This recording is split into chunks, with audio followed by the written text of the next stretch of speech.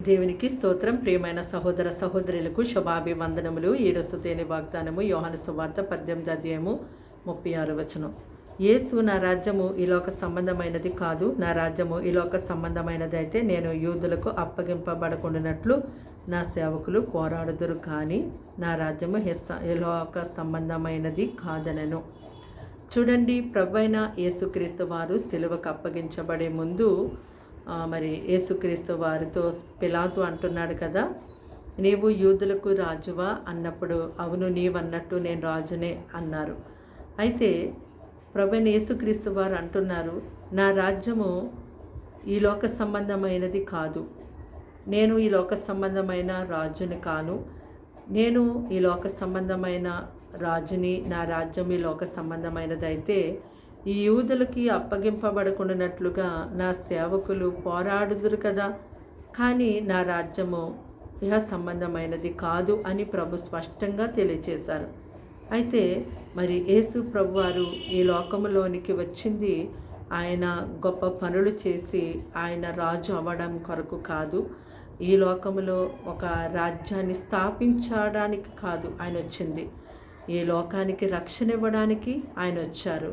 మరి అందుకే అదే ఆయన తెలియచేస్తున్నారు, నేను రాజులకు రాజుని, ప్రభులు ప్రభుడనే, కానీ నా రాజ్యము ఇహ సంబంధమైనది కాదు. నా రాజ్యము పరలోక సంబంధమైనది.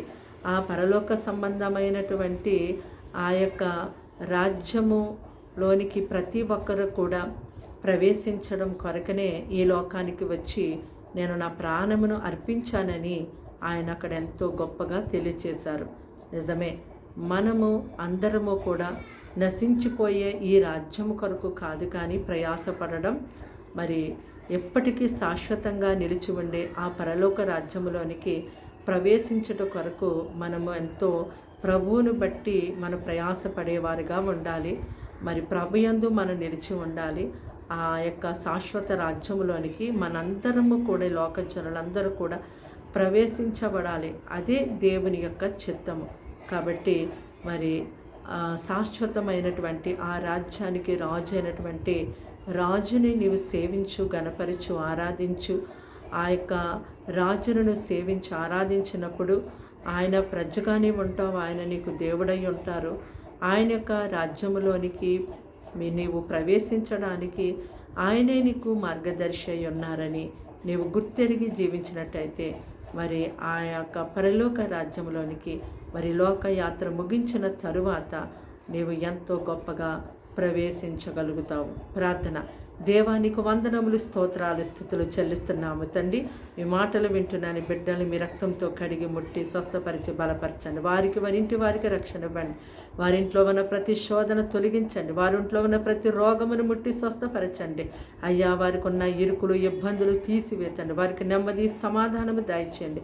వారిలో ఉన్న భయము, పిరికితనం తీసివ్వండి. వారి ఎగ్జామ్స్లో మీరు జ్ఞానమునిచ్చి నడిపించండి.